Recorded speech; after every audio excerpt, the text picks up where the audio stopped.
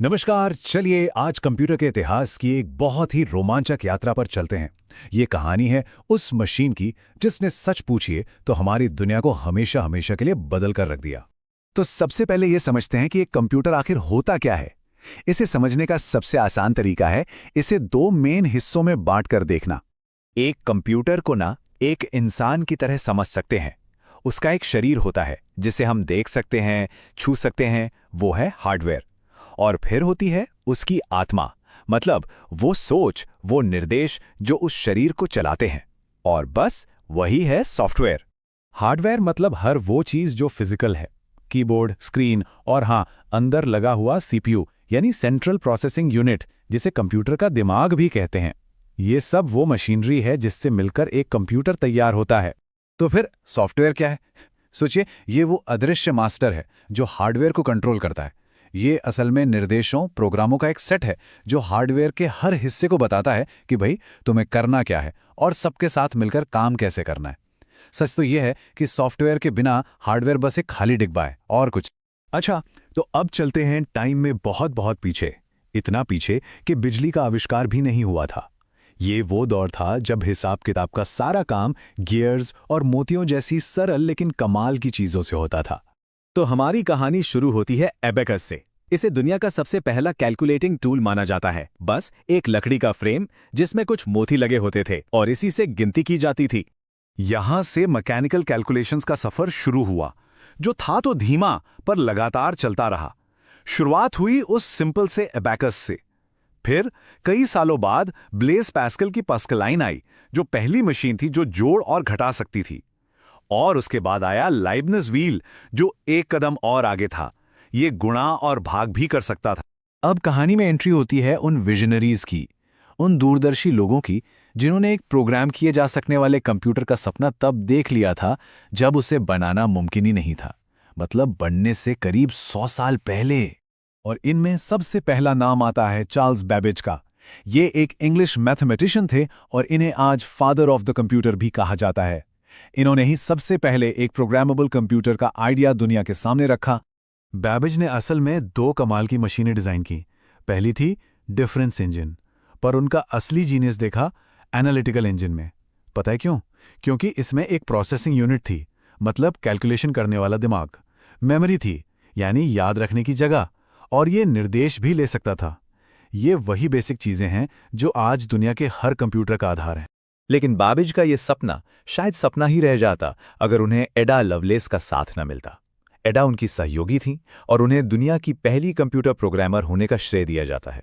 एडा ने ही बैबेज की उस मशीन के लिए दुनिया का पहला एल्गोरिदम लिखा, मतलब स्टेप बाय स्टेप निर्देश। और सिर्फ इतना ही नहीं, वो ये भी समझ गई थी कि ये मशीन सिर्फ नंबरों का हिसाब किताब करने से कहीं ज्यादा कुछ कर सकती है। बस इसी दूरदर्शी सोच ने उन्हें इतिहास की पहली प्रोग्रामर बना दिया। चलिए अब कहानी को थोड़ा और आगे बढ़ाते हैं। अब हम आ गए हैं 19वीं सेंचुरी के आखिर में। ये वो वक्त था जब पंच कार्ड्स और बिजली मिलकर डेटा प्रोसेसिंग को ऑटोमैटिक बना रहे थे। और एक मजे की बात बताऊं, ये जो कार्ड्स पर निर्देश स्टोर करने का आइडिया था ना, ये आया था एक कपड़े की मशीन से। जैकवार्ड लूम नाम की ये मशीन पंच कार्ड्स का इस्तेमाल करके कपड़ों पर मुश्किल से मुश्किल डिजाइन बना देती थी। यहीं से डेटा स्टोर करने का एक नया रास्ता दिखा। और इसी आइडिया को एक नए लेवल पर ले गए हरमन होलेरिथ। उन्होंने बनाई टैबुलेटिंग मशीन। इस मशीन ने बिजली और पंच कार्ड्स का इस्तेमाल करके 1890 की अमेरिकी जनगणना जैसा बड़ा काम ऑटोमेटिक कर दिया। नतीजा, जो काम 10 साल में होना था वो सिर्फ 3 साल में हो गया। होलेरिथ को इतनी जबरदस्त कामयाबी मिली कि उन्होंने अपनी मशीनें बेचने के लिए 1896 में एक कंपनी ही बना डाली। अब सवाल यह है कि वो कंपनी आगे चल के क्या बनी? कोई गेस? वो कंपनी थी IBM। जी हां, वही इंटरनेशनल बिजनेस मशीन। कुछ नाम बदले और 1924 तक होलेरिथ की वो छोटी सी कंपनी दुनिया की सबसे बड़ी टेक कंपनियों में से एक बन गई। और यहां से कहानी एकदम फास्ट फॉरवर्ड हो जाती है। अब हम बात करेंगे डिजिटल कंप्यूटिंग की 5 पीढ़ियों की, उस सफर की जिसमें कंप्यूटर एक पूरे कमरे से सिमटकर हमारी जेब तक पहुंच गया। 18,000 ये नंबर है उन वैक्यूम ट्यूब्स का जो 1946 में बने पहले इलेक्ट्रॉनिक कंप्यूटर ENIAC के अंदर लगे थे। ये मशीन इतनी इतनी विशाल थी कि इसे रखने के लिए एक पूरा का पूरा कमरा चाहिए होता था। बस यहीं से टेक्नोलॉजी ने रफ्तार पकड़ी। कंप्यूटर छोटे, तेज और ज्यादा पावरफुल होते चले गए। पहली पीढ़ी में थे वैक्यूम ट्यूब्स, दूसरी पीढ़ी में आए ट्रांजिस्टर, तीसरी में आए इंटीग्रेटेड सर्किट्स, चौथी पीढ़ी में आया माइक्रो प्रोसेसर, जिसने पर्सनल कंप्यूटर को जन्म दिया और हमारी दुनिया ही बदल दी। और आज हम पांचवी पीढ़ी में जी रहे हैं, जो आर्टिफिशियल इंटेलिजेंस यानी एआई की पीढ़ी है। मतलब अब मशीनें खुद सोच और सीख सकती हैं। ये एक तरह से पूरी कहानी का निचोड़ है। हर पीढ़ी एक नई टेक्नोलॉजी लेकर आई, जिसने कंप्यूटर को छोटा, बेहतर बनाया और हमारी जिंदगी का हिस्सा बना दिया। जरा सोचिए, एक पूरे कमरे में आने वाले वैक्यूम ट्यूब से लेकर आज के स्मार्ट डिवाइसेस तक का सफर। मतलब एक मशीन जो कभी एक पूरे कमरे में फिट होती थी, आज उससे हजारों गुना ज्यादा पावरफुल होकर हमारी जेब में रखी है ना ये कमाल का सफर। तो हमने इतिहास तो देख लिया, पर इस कहानी को आज से जोड़ें तो सवाल उठता है कि अब आगे क्या?